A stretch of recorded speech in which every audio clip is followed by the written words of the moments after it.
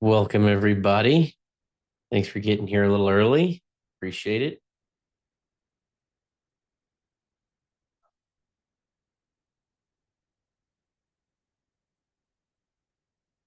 We'll give everybody a few more minutes to join. I'm going to have a few polls in this webinar today, so uh, let us know a little bit on prompt skill level, and then we'll do a little LLM or AI popularity contest, see what everybody's using.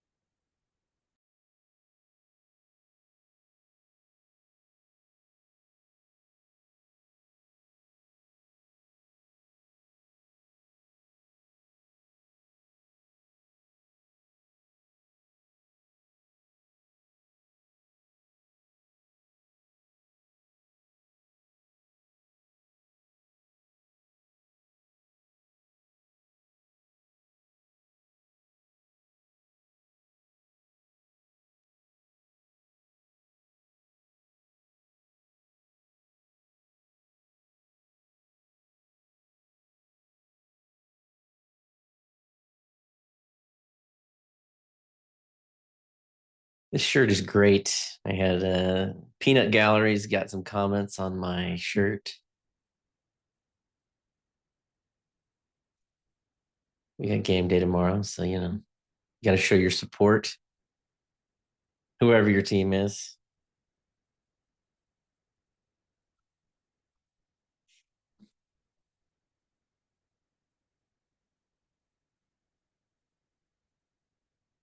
Yeah, we're definitely seeing a lot of friends show up in the attendees list. Thanks for joining us. Give me just another minute before we get started.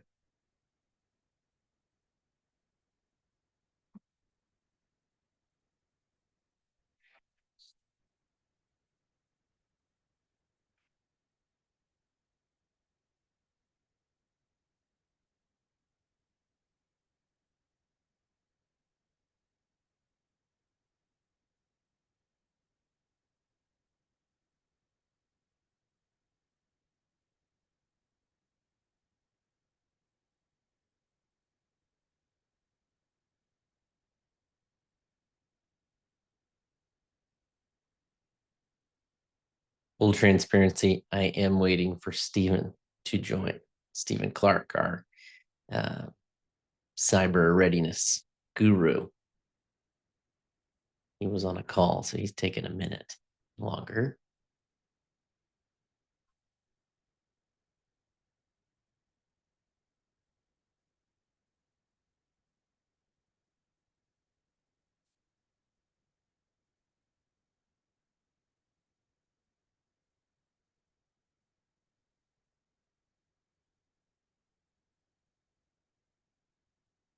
Well, I suppose it's a good thing that his slide is a little further down in the deck.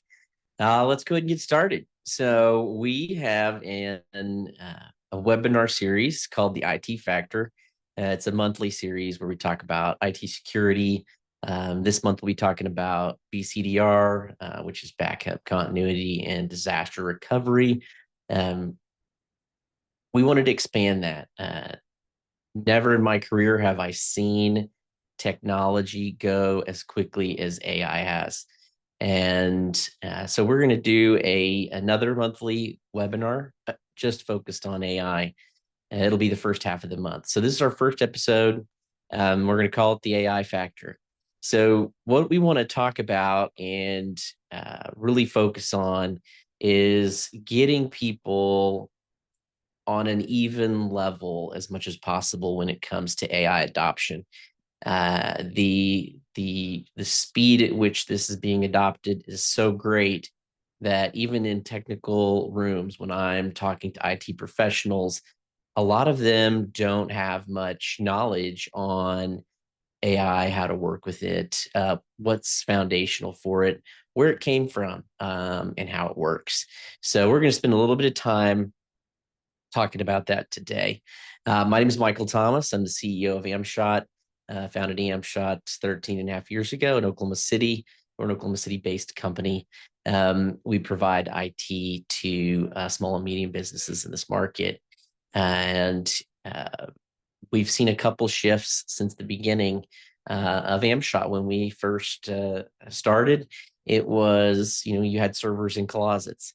We've seen over the last 10 years a shift to the cloud. This is the next big shift. I do want to talk a little bit about our mission. Our mission is to empower businesses and decision makers to use technology to further their mission and goals. We do that by, at Amshot, having a culture that is engaging for our employees. Without our strong employee culture base here, we can't provide good service to our clients. Another important piece of what we do is we like to talk about the vision for what IT should do in businesses. And I think it's important to understand that AI is a general technology. It is going to change the way people work, and it needs to, if it's going to do those things, it needs to provide some of these tiles that you can see. So it needs to lower technology costs. It needs to increase business profit margins. It needs to reduce risk. And so to provide these and to enable AI to provide these things, you have to have a solid foundation. And foundation starts with a little bit of history. So let's talk about how AI works. So AI 101. And so large language models are what we talk about today. When we talk about ChatGPT, or we talk about Copilot, or we talk about Anthropic, we talk about Gemini, these are large language models. And it's interesting because we've been using really rudimentary versions of these for quite some time. It's just autocomplete, but it is very powerful autocomplete. So you remember when you were typing into Google, a few years ago, you would type something in and it would try to guess what you were thinking about. And that is the same thing that ChatGPT does and Copilot does. It just does it to an incredible level. So the way they work is they tokenize words, and so they change them into a language that computers can more easily understand, converting them to tokens. And then they take books, articles, emails, all these different things, aggregate them, and then they work on statistical models analyzing what you want to do. So the two things that AI models really try to accomplish are give you what you want and make you happy. It's really complicated, but you can boil it down to those two things. They want to give you what you want, and they want to make you happy. When you start typing, it's going to start making predictions.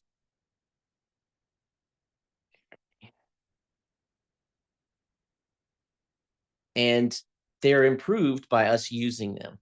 And so when we are running models, they will improve how they work. If you're in a paid model, they're going to keep your data private, like Copilot or ChatGPT paid versions. If you're using a free version, you are the product. And so I want everybody to know that they are the product if they're not paying. So be careful what you're putting into the free models, because you're feeding it data, and it's going to use that to help you or to help them. So one thing that's interesting is it's not just predict what you want to do later, but it can also predict what you put in the middle. And so you can have blanks in something, and it can try to guess what you wanted to put in. And one of the last two things we're going to do is we're going to do a little I wanted you to take a screenshot of a Mad Lib that I created that you can use to help you prompt. And that's what I'm talking about, filling in those blanks, kind of like Mad Libs. Prompt engineering is another thing that I want to talk about at the end, in that the more you work with the AI model as a collaborator, the more you're going to get out of it. It's not like Google, where you would just type in something you're looking for and then kind of scroll down the list and then try to find it. You really need to collaborate with these. So specifically, I want to talk a little bit about Copilot today. Copilot is going to be the predominant AI model for the small and medium business market. We already have so much of our data in the Microsoft 365 universe, in the small medium business space, that it's going to become a very popular tool. It's already built into Word, Excel, Outlook, Teams. I use it daily. I use it daily on anything that's going to take me more than 2 minutes. That's my mantra, is if I'm going to sit down and work on something for more than 2 minutes, I fire up a conversation. And it can help you do all sorts of different things. And I wanted to go through a little bit of Microsoft in their history. So the history of Copilot is very short. It is just 2 years old. So in February 2023, Microsoft launched the new Bing with Bing Chat. And so imagine you're typing into Google, and how Google now has Gemini and it pops in and populates things. This is when Microsoft, a big investor in OpenAI, started their first step in making AI accessible to people, is they built it into Bing. A month later, Copilot was announced, and it brought AI directly into Word. So this is March 2023. So these tools have been around for a couple of years, but they've been kind of, fits and starts, not quite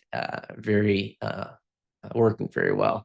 So 23 and 24, Microsoft verified unified their different tools. So Bing Chat, Edge Copilot, Windows Copilot, into what we now call just Microsoft Copilot. And there's an app available for Windows. It's baked into many Windows operating systems. And there's an app available for Mac where you can speak with Copilot. So just in the last few weeks, Copilot has moved to GPT-5. Like I said earlier, Microsoft invested into OpenAI and ChatGPT. They're the single largest shareholder. For all intents and purposes, Microsoft's gamble on AI is OpenAI or ChatGPT technology. And so it's now at the GPT-5, the most recent version of ChatGPT's model. The ability to go to 5 has brought a major leap in Copilot's readiness to work with the public. ChatGPT 5, the major feature of that is that when you prompt it, it can help you decide what you're going to, what kind of model it's going to use. Is it going to use advanced reasoning? All those choices are made by the model itself. So you can have these kind of conversations, the broader public can, and have much more success. So I actually have a few PR videos from Microsoft that I want to show. I know some of the people in this room are going to be like, oh, come on, we already know about this stuff, but not everybody does. So I do want to give us a moment to watch these videos. So this first one is a little bit about GPT-5 in Copilot.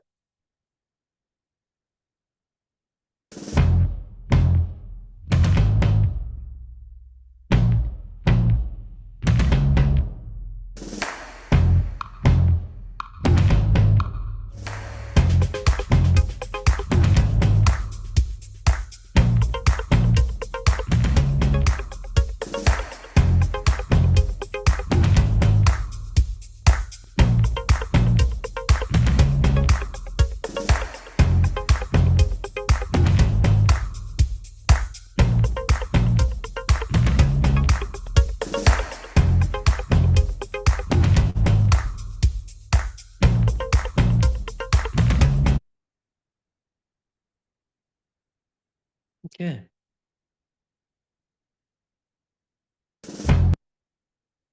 All right. So what we saw in that video was how ChatGPT 5, you do have to hit that try button still. So be sure and always use that if you're using Copilot right now. But you can see how it's using advanced reasoning. It's making these decisions for you. And that's the standalone Copilot app. So you can use the standalone Copilot app, have a conversation, and then you can find that conversation in Word if you click the Copilot button. You can go back and you can see the conversations you've had. And so it's really a great way to keep these trains of thought and this productivity going. But the advent of, or the upgrade to GPT-5 really has transformed Copilot. One thing I like to think about is when we're using AI to help us day to day, it helps everybody a little bit different. If you're a 90 percentile person in a specific job function, maybe drafting emails, for example, AI may get you to like 92 percentile of, awesomeness, let's just say. But if you're at a 20 percentile of drafting emails and responding to emails in a timely manner, it can quickly get you to an 85%. And so the concept of AI replacing people is, it's still something to think about and talk about. But as it sits right now, it really is something that can bring your team members to an equal level. So it can bring people who have different skills, different talents, and it can enhance their strengths somewhat, but it can really bring up a lot of your team up to that 80 percentile in common tasks. So let's look at drafting an email, just in case someone hasn't seen this function or tried it. I'm here to let you in on the worst kept secret, Copilot. Just use Copilot to draft what you want to say. Make sure the tone is just right. Make a few edits. And send. And so you could see that person drafted a response to an email in just seconds. I'm a pretty good emailer. I like communicating via the written word. I've always had good vocabulary, good word choice. It's not something that I'm really needed a lot of help with.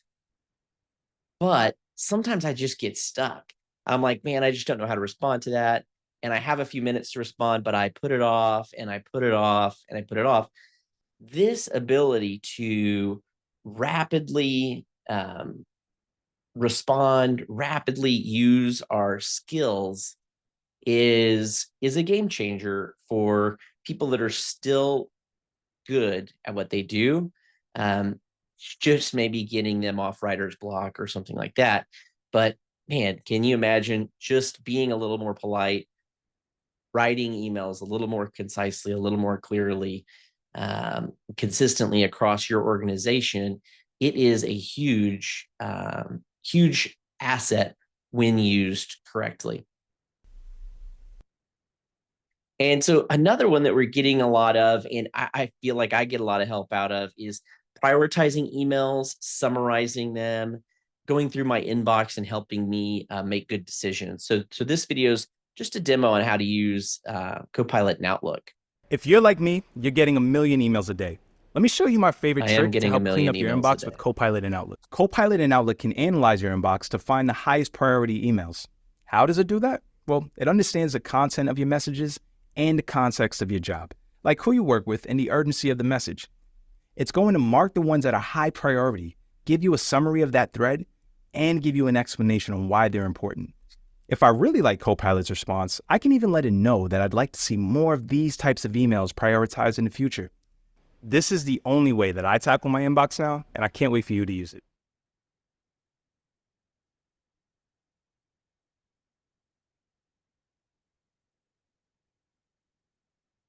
If you're like me,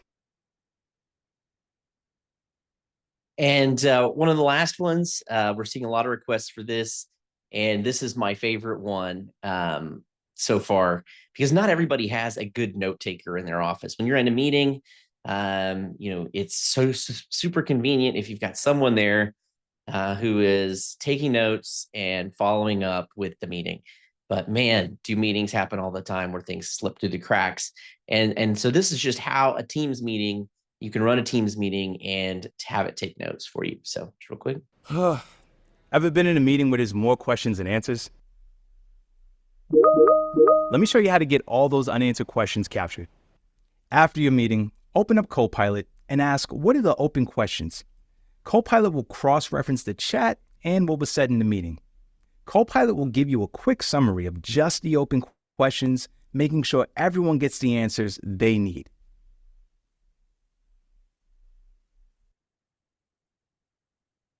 So that's a superpower. Having that peace of mind that all of the value, because meetings are so expensive, getting people together, all those salaries, all those hours spent, that's expensive. You want good notes, you want good follow-up items, you want that to move forward. You want to get the maximum benefit out of those. All right. I want to talk about some of the impacts that people have done studies, and these are some of the impacts that AI is having in the workplace. So people that are using AI are getting about 12.5% more work done. That's an incredible amount of productivity increase. So faster task completion, 25.1% in a long-term Copilot study. 40% better quality. One of the more interesting things that I've seen is the way that Microsoft was tracking AI utilization by their software dev team initially, before it was really publicly used in Microsoft, is they just could track how many errors were being submitted. And over time, they could see that errors were being reduced in their code that was being submitted, because they didn't have a way to check it and to monitor how much code was being written. But just being able to put something through good work, put it through an AI, and then have it clean it up is incredibly valuable. But if you're not ready, if you don't have training, some foundational awareness of what the purpose is of this technology, it does reduce the productivity in some team members.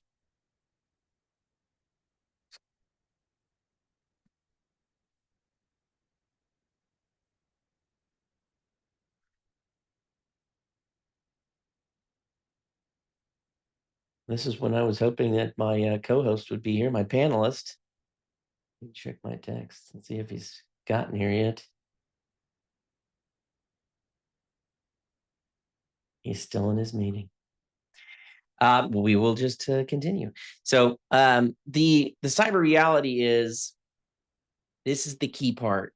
If you can imagine a bad guy getting into your systems, and they can look at your email, they can root around in your folders and look for your files, that's bad. Well, imagine if as soon as they got into your environment, they could pop up in an AI and just say like, hey, give me all of the credit card numbers, social security numbers, bank accounts, routing numbers in this organization.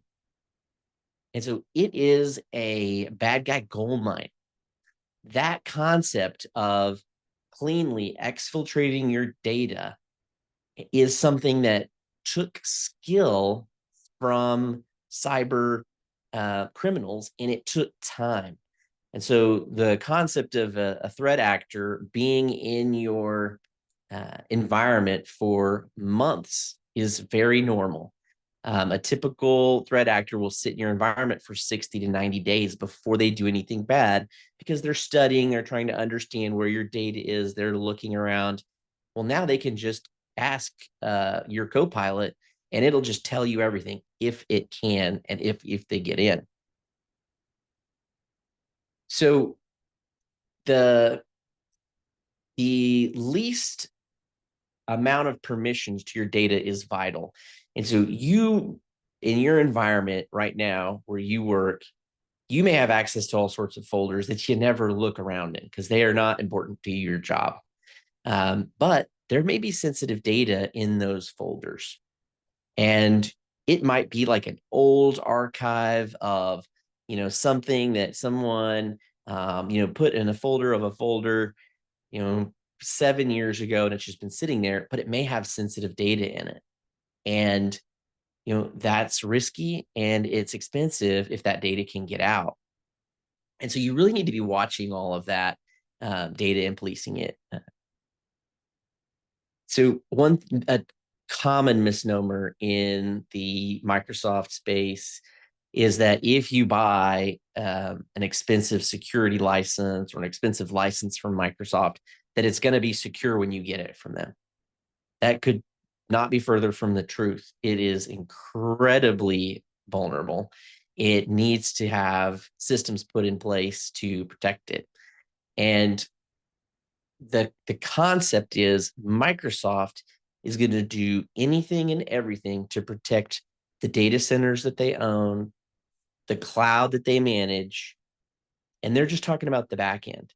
How you let people in and out of your tenant, which is what is the Microsoft term for your organization in their systems, that is up to you. It is up to your IT partner. And so, and it's a constant threat, and it's always changing, and Microsoft's making changes. We're going to talk about that here. So some essentials that you have to have. You have to have MFA. There are lots of degrees of MFA, and there are newer methodologies, passwordless MFA. It's an arms race between good guys and bad guys. We develop a new technology, they're going to figure out a way to get around it. And so we're always upgrading and making MFA more secure. So you have to stay on top of it, but you have to have it. And you have to have it at all levels of your organization. You can't be an executive and say, I don't want it. What if I'm on an airplane and I don't have the internet and I can't get to my files? Or that's inexcusable. You have to have it. It has to be everywhere, because you're the account that gets breached. Is the account that doesn't have it set up. It's your embarrassment. It's your problem. And you cannot let anybody get around the system. It's so important. Conditional access. This is something that IT people talk about a lot, and it's important that I explain it a little bit. Conditional access is if I've got my MFA and I've got my password, I still have to meet some conditions. And some of the easiest conditions to talk about are I'm where I am supposed to be. So if I, as the IT department, know that everyone is going to be in the United States, I can conditionally disallow the rest of the world. I can say, you have to be in the United States. So the condition above password and multi-factor authentication is you are in the United States. Another condition could be proximity to devices or impossible logins. And so let's say your laptop is logged in, the system knows your laptop, you're logged in, you're working, you're in Oklahoma City. Your phone or a phone all of a sudden tries to log in from Virginia. Well, that's an impossible login. That's too far of a stretch, even though they're both in the United States. And we are having to, the IT world, the security world, we're having to bring, make that circle smaller, make those conditions tighter, because bad guys, you won't let people outside the United States. We're going to get VPNs into the United States where we pretend like we're in the United States. And so we're constantly tightening these conditions that layer on top of the multi-factor and the passwords.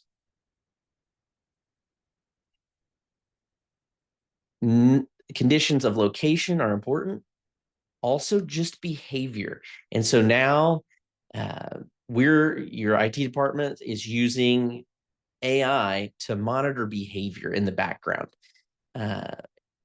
Bad guys use the same tools that good guys use. And what they do with them can be suspicious. And so we have tools that monitor what is going on in your environment for suspicious activity or suspicious behaviors, right? Like someone's changing their password at 2 a.m, very suspicious. We're going to flag that. We're going to escalate that. We're going to lock your account down because it's the safe thing to do. And it's not, the word ongoing is really important here because there is no switch. Like I can't, or you can't go into the back end of your Microsoft and then just say like, make me safe. It is, you have to understand the business objectives. Are you expanding into another market? We have to understand that. We have to help build these conditions that will allow that. We have to monitor these things. We have to understand what's going on continuously. And we also have to keep up with Microsoft. So Microsoft is always changing this feature, this button, this thing. And so if you set your Microsoft tenant to 100% security score, over time, it starts going down. It just goes down because Microsoft is releasing new features, new security options you need to be enabling. And so it's an ongoing situation. And the same is tenant alignment. You have to watch that over time. Okay, so I do want to do a couple polls real quick. So first one is prompt skill level. So you should see up in front of you, where is your prompt skill level? Is this thing listening to me? That's, you're basically using it. This is a neat way to look things up. I think that's got to be almost everybody at this point, because if you Google stuff still, Gemini pops up and starts giving you AI answers, which is pretty neat. Okay. All right. Looks like we've got some people that are using it and prompting pretty well. But the majority of the crowd, like I suspected, was going to be, this is a neat way to look things up. And so this is right where I thought the room would be. And so I'm really excited for the next couple slides. I think they'll be really beneficial for everybody. I've got another poll that I wanted to do real quick, just to see what people are using out there. And so the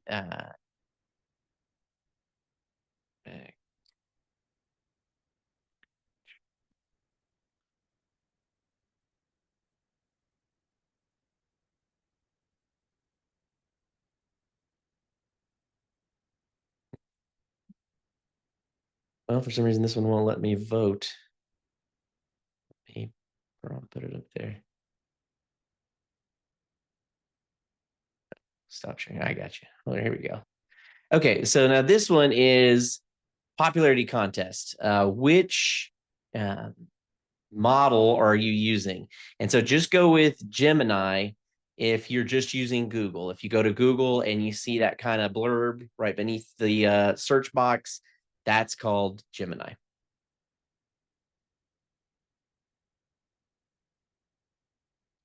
And if you have another favorite that's not in here, go ahead and put it into the chat. I'm always interested in what people are using and are playing with.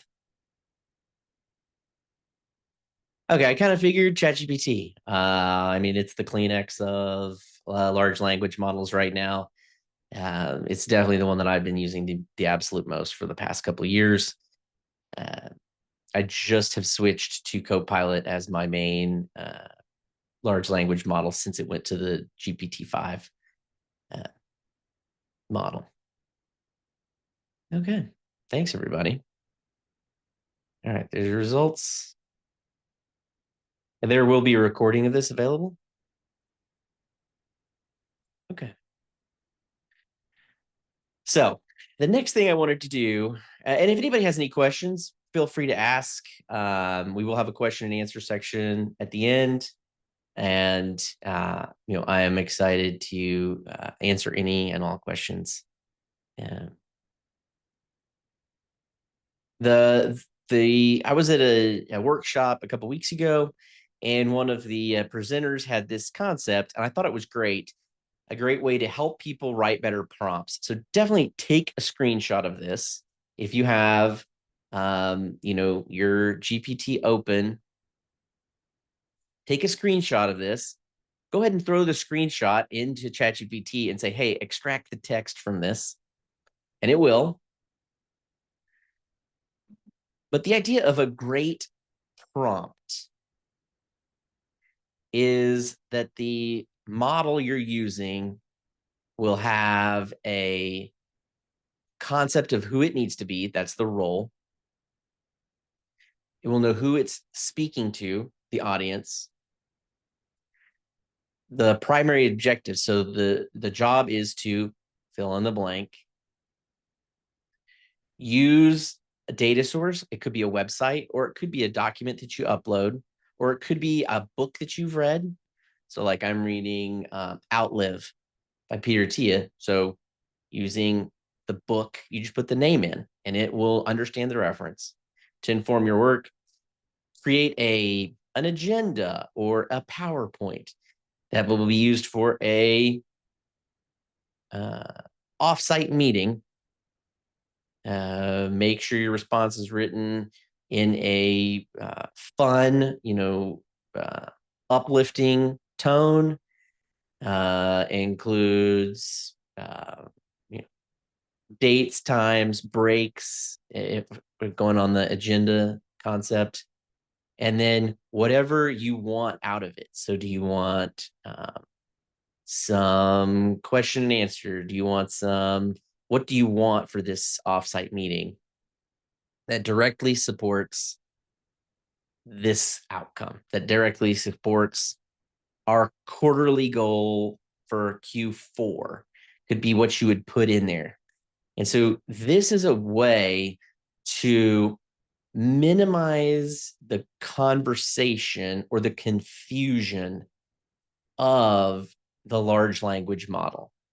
And so you have to go back to how they function. So they're predicting what you want. They want to make you happy with the answer. If you leave it vague, like, hey, write me agenda for my Q4 offsite, it's gonna go who knows which direction, right? But if you make sure that it understands primary objective, who the audience is going to be, all of these things, you'll find success. So take this Mad Lib with you and use it to write better prompts. And you'll understand what I'm talking about. You'll understand that how it can help as you use it. Now, the second style of prompt, and the one that I use more, is collaborative prompting. And this is for something where you're probably going to be sitting down for a little while and you're working through a more complex outcome. And instead of trying to kind of pin the large language model down or try to pin Copilot down into coming up with the best answer in one go, what you're doing is you want to collaborate with this large language model. Remember, it wants to make you happy and it wants to get it right. So this is an example of an ad for an upcoming charity golf tournament. So my prompt to the GPT is, I want to create an ad for an upcoming charity golf tournament. What do you need from me to get this done together? And the model wants to work with you. It is excited about responses. It's excited about working with you. And so it is going to think about, what do we need? What's the next thing that we need to get this done? You're really teeing it up for great success. And, another thing I like to do is ask it for a couple options. And so you might say, it might say, hey, perfect, here's a draft. But if you say, hey, give me 4 drafts, it will happily give you 4 options to choose from.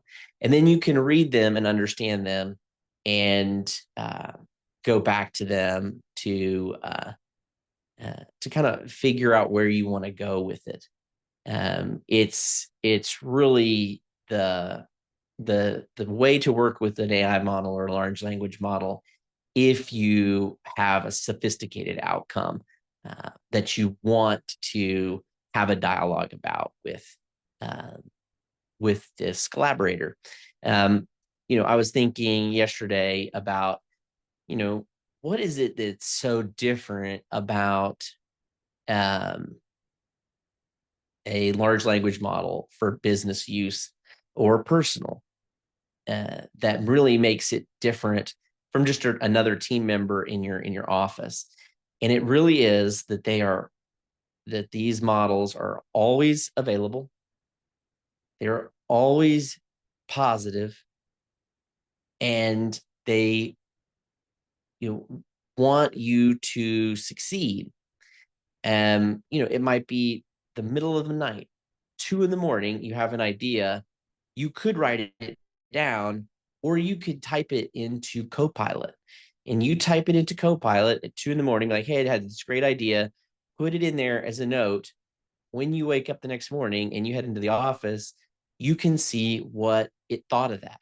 And then you can give it some more context. And it's like you've got a genius on your shoulder that it is always willing to give you 4 drafts of an ad or an email draft or whatever it is that you need. And it really helps you as people trying to succeed.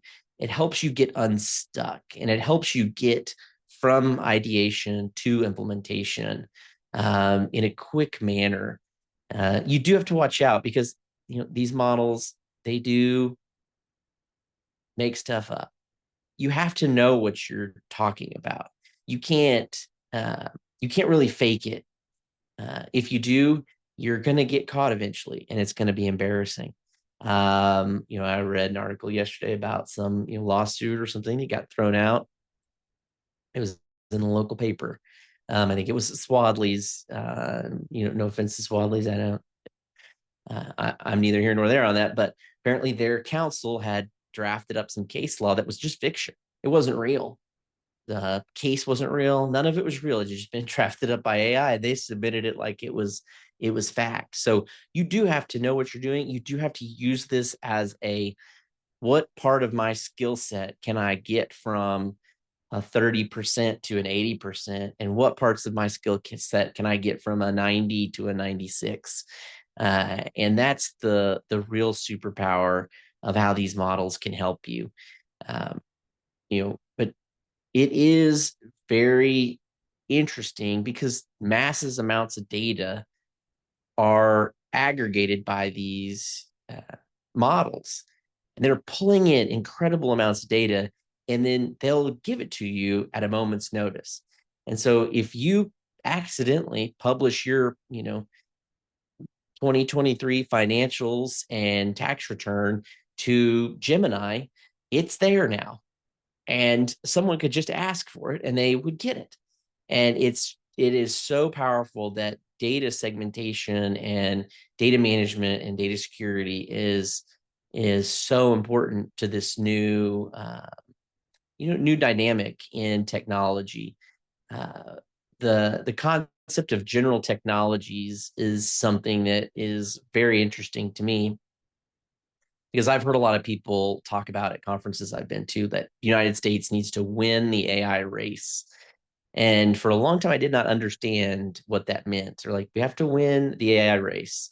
We've got to win against China. We can't have them win the AI race. And I'm just like, man, I don't even know. What do you mean by win the AI race? And another speaker was talking, and he had this slide, and it was general technologies that have come out in the last 150 years. So some of them were like the steam engine, the internet, aviation, electricity. These are technologies that have general application across the entire of humanity and will change the way that we operate. AI is one of those. AI is a general technology that has come out that is going to change how we operate.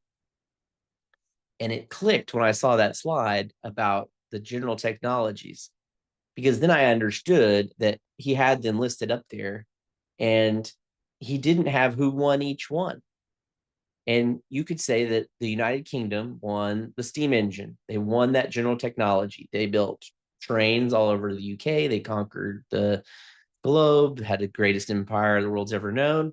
Well, the United States won every other general technology just by being the country you think of. When you think of aviation, we're a little biased, the United States, but the rest of the world thinks of the United States when they think of aviation. When you think of electricity, the world knows it was invented in the United States. United States won that general technology. And so be prepared for shifts that you will look back and you will be like, I remember when we didn't have agents that we could talk to. Just like some of us older in the crowd remember when we didn't have a cell phone. That's the shift, like the momentum, like the momentous shift in your reasoning that you'll look back on. And kids growing up now, they're gonna never know a time that they didn't have an agent that they could talk to in school and ask questions and have them learn with that agent. So this is a general technology, and it is a big deal. So are there any questions from the gallery?